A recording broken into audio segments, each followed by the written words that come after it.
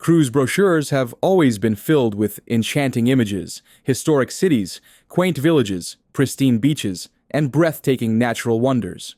Cruises once promised a seamless journey, effortlessly bringing you to the destinations of your dreams. But that promise is now under threat. More and more ports around the world are introducing restrictions, and in some cases, outright bans, on large cruise ships. This means stricter passenger limits, soaring port fees, and forced itinerary changes for cruise lines. So the big question is, are we witnessing the end of an era where cruises could freely visit any destination? And more importantly, how will this shift impact your own dream vacation at sea? In recent years, some of the world's most famous cruise ports have started pushing back against the growing influx of massive cruise ships. The message is clear. Environmental concerns, overcrowding, and changing tourism priorities are reshaping the way these destinations welcome or refuse cruise travelers. Take Nice, France, for example. The city has officially banned floating hotels carrying more than 900 passengers. The mayor pointed directly to pollution issues and voiced frustration over what he described as low-spending passengers that large ships tend to bring in. Across the Atlantic, Belfast, Maine, made headlines when it decided to prohibit cruise ships carrying more than 50 passengers. That's essentially a blanket ban for almost all cruise lines. City officials cited safety concerns from congested waterways to the traffic chaos caused by tour buses descending on their small town. In Venice, Italy, the situation has been brewing for years. Large cruise ships were first banned from sailing through the iconic Giudecca Canal, a move aimed at protecting the city's fragile foundations and UNESCO heritage. Cruise lines like Norwegian cruise line NCL have since scrambled to find alternatives, with some voyages dropping Venice entirely. Iceland has taken a different approach. Instead of banning ships outright, it introduced a new per-passenger, per-day tax of about $18. For a 2,000-passenger ship, that's a $36,000 daily bill, enough to make cruise lines think twice. Some itineraries have already been canceled, and officials expect 80 fewer cruise calls in 2025.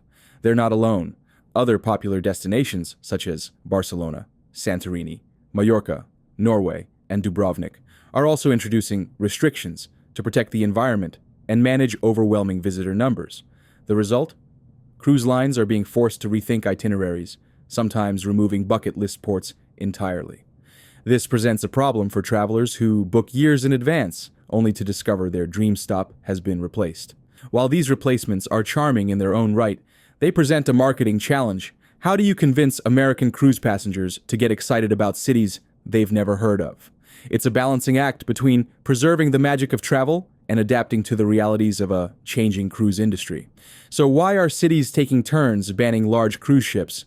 The growing trend of cities restricting or outright banning large cruise ships at their ports stems from a complex interplay of social, environmental, and economic concerns.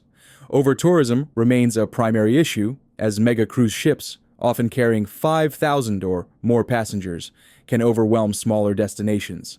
In Venice, for instance, the city banned large cruise ships from its historic center in 2021 to preserve its UNESCO World Heritage status and reduce overcrowding.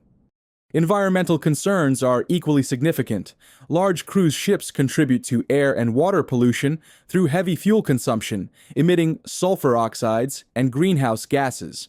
Their massive size also causes physical damage, such as erosion of coastal foundations and disruption of marine ecosystems due to water displacement.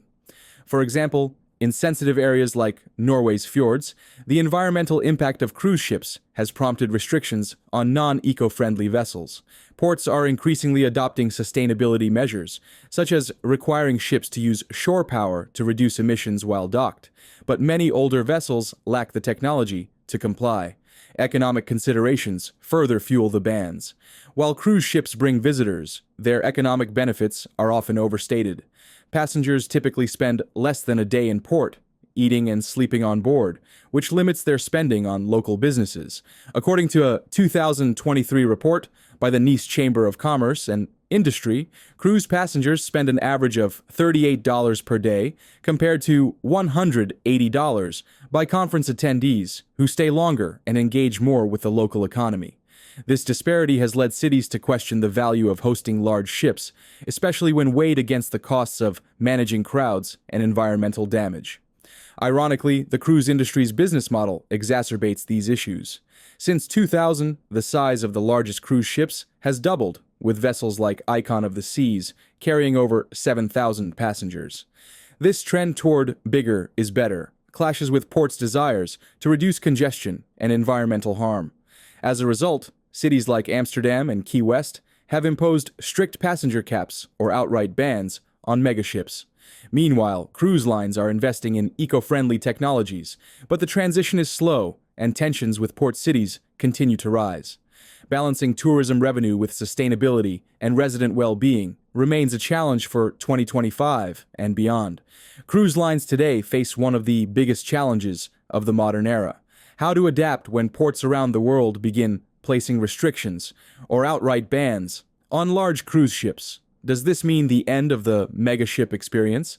Will passengers no longer be able to choose the biggest, most glamorous vessels at sea? Not quite. Cruise companies have no intention of letting that happen, and this is where clever marketing and strategic planning come into play. To minimize the damage caused by port restrictions, cruise lines are taking bold steps to reshape the way travelers see the cruising experience. The first and most obvious strategy is shifting focus toward the ships themselves. Modern megaships are no longer just vessels. They're floating resorts. With multiple pools, towering water slides, Broadway-caliber productions, themed restaurants, and endless bars and lounges, these ships have evolved into destinations in their own right. Pair that with the cruise line's private islands, exclusive beaches, and entertainment hubs owned and operated by the companies themselves, and suddenly the itinerary becomes less important.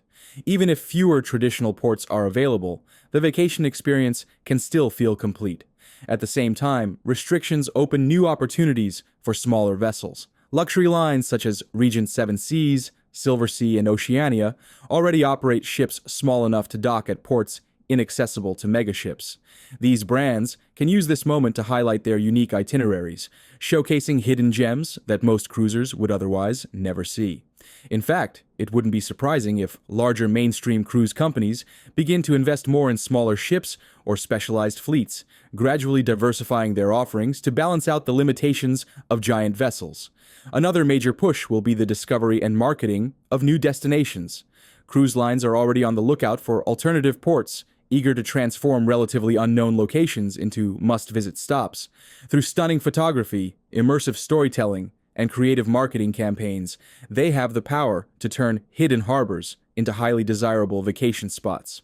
What was once an inconvenience may become an opportunity to refresh itineraries and surprise guests with new experiences. In short, while port restrictions may seem like a looming obstacle, cruise lines are proving resilient.